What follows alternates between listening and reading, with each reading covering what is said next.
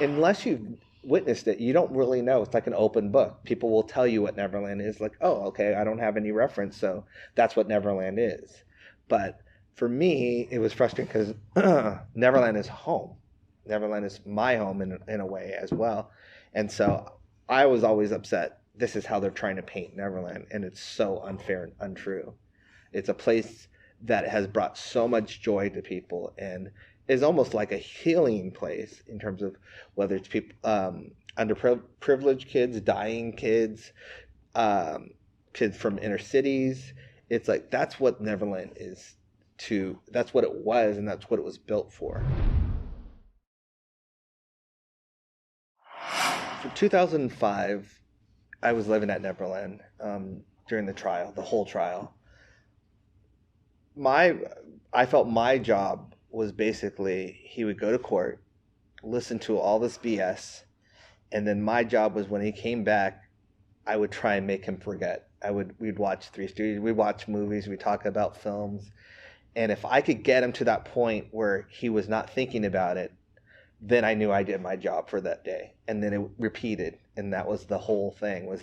That's all I wanted him to do was laugh, or if I could get one laugh that night, I knew I did my job. That he wasn't, because I can only imagine sitting there and listening to people talk and try and destroy you, but also hearing other people defend you. It takes a toll on you. And it was hard for me because I was living there and I would turn on the TV and hear all these lies about my uncle. But then Tom Mesereau would come back and I'd ask him how the day was going or how the day went. And he's like, oh, it went great. And I'm like, okay, well, someone's lying here. Either you're too confident or the media is lying to me on TV, And I realized the media had been lying because it did go great for Tom and my uncle. Yeah. They had destroyed all the witnesses in terms of their credibility because they were lying. They attacked him on the thing that he loved most and the most criminal crime, the most heinous crime, child, molesting a child. It's the worst thing you can. Literally, it's like, it's worse than murder in prison, and that's the thing. They hit him with that without any truth and any fact. I don't know Dan Reed, so I would not feel comfortable saying that, but I do know that he picks his subjects based on, in his own words, what turns him on, in that way. And just going off of his Twitter feed and his answers to certain things, he's always the one that connects it to this boy and man love thing, and he's the one that's the main narrative of that whole thing in that way. And so that in itself is very disturbing to me in the way that he says. And he always, these are grown men making accusations now. They're not boys anymore, but he always keeps saying boy Michael Jackson. He calls, so he's in your mind, he's still trying to connect that. He's talking about love and marriage and all this stuff. And I think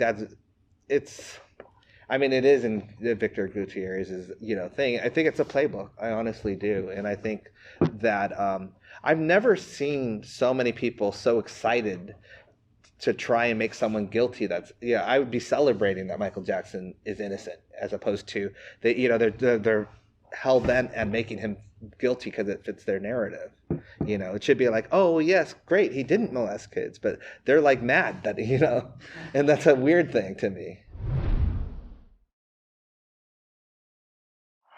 They have to sell this story. They have to make it, Dan Reed's lied so many different times. When the train station inconsistency lie hit, it taught me a lot about Dan Reed. Like he was on Twitter changing his story around right then and there. And then like literally you saw him work in terms of like shifting. He literally said what James Safechuck said wasn't right.